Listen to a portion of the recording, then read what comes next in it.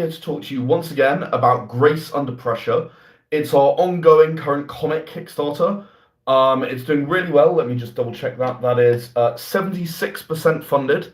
So you joining us could push us towards that funded goal that we're all hoping for, all aiming for. I'm here today to talk to you about one of the three main characters. Yesterday I spoke about Grace in detail, so please don't forget to check out that video. If you want to check out the Kickstarter, you'll find the link in the description, wherever that ends up being on these. It's tinyurl.com/SOV-Grace. Very simple to find. Or you can search Grace Under Pressure. Excuse me, I'm sorry. Or you can search Grace Under Pressure on Kickstarter. So, I want to talk about the second character today. That is Jessica. Now, Jessica is a friend and ally of Clint and Grace, of course. She is a little bit different to the other two because of her background. Anyone who already knows Era Survival will have heard of City and understand exactly what I mean when I say that Jessica is an ex-slave from City. For those of you who aren't already familiar with the world of Gaia through the Era Survival tabletop role-playing game, or the card game, or the audio dramas that we've done, City is the last civilization that exists, and it's run by a mafia-like group of individuals who are called the Organization of Friends. Now, this group, they run City as you would expect the mafia to run a city. They own everything and rule over everything. The city itself is an archipelago of islands all linked by bridges, so it's actually very defensible against infected in the general case, which has meant that civilization has been able to grow there with only sort of a minimal amount of infrastructure needed in terms of defense. Now, the groups that are trying to assist with keeping as many people alive as possible, they don't really get too close to City. City looks after itself. But City is well known as being able to deliver anything you want for the right price.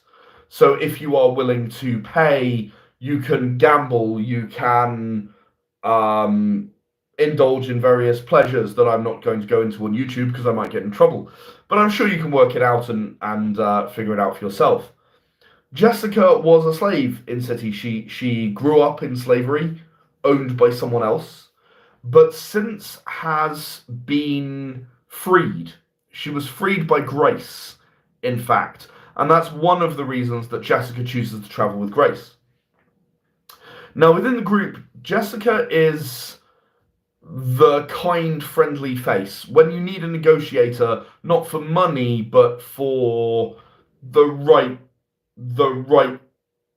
impression on other people, that's where Jessica comes in. She's also got a shotgun, and she is quite formidable using it. She's second only to Grace in the group as a combatant when needed. And she proves that even unarmed, she has a pretty mean right hook at one point during the story. So Jessica is an important addition to this group, but more than the combat capability or the negotiation power that she brings, she's one of the forces that pushes them towards the moral right, the moral correctness of what it is that they're doing. So Grace, as I discussed yesterday, will do anything to keep her friends alive, even if that is quite morally grey. Jessica, for obvious reasons, is very much against slavery. She's very much against exploitation of other people or theft or anything like that. So while she is, morally good, she also accepts that this is a world that we live in where people die every day, and if you have to kill someone to stay alive, she'll be willing to accept that. I'm going to come to Clint tomorrow, who pushes the group slightly back in a different direction, and it's really the interaction between these three characters which makes the story particularly interesting. Overall, Jessica is the person who, she's there to protect the others when they need it. She's there to hold Grace back when her fervor and her proactivity become a menace to a current situation. She's always got the others' backs, so she'll be the one who's taking down the infected that Grace is taunting and attracting the attention of. So that makes her a solid part of this group.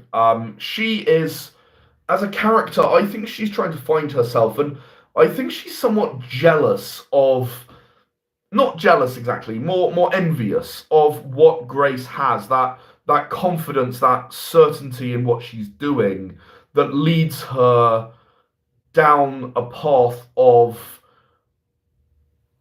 independence. Jessica's not quite ready for independence yet. I think she is still working on learning how to be who she is. She was only freed a short time ago. In fact, in one of the scenes in the comic, she runs into her former owner, and I'm sure you can imagine she is not very pleased to see him. So, Jessica is a great character. I'm really happy with the way she's come out. She's actually the first character I created in detail of this group. As you might know from yesterday, I made Grace from the cover, but the personality of Jessica is the one that coalesced for me first. So if you're interested in getting involved in the Kickstarter, we'd welcome you. We're really not that far funded, so we could really use your help. I'd love to bring this comic to life. I know you're going to love it. It's a slightly different take on comics and the way we've done them in the past. There's this gritty undertone. There are definitely some adultish themes, but also there's some humor in there. There's enough humor in there that it can be fun to read, and I think that's really important to break up that very dark, hard to swallow world that exists in the form of Gaia.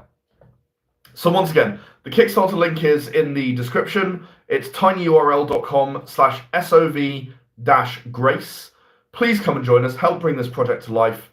That was Jessica. Tomorrow I'll be back about Clint. And I just hope you have a really good day. And I hope you enjoyed listening to a little more detail about one of the characters involved in Grace Under Pressure. Thank you very much for watching.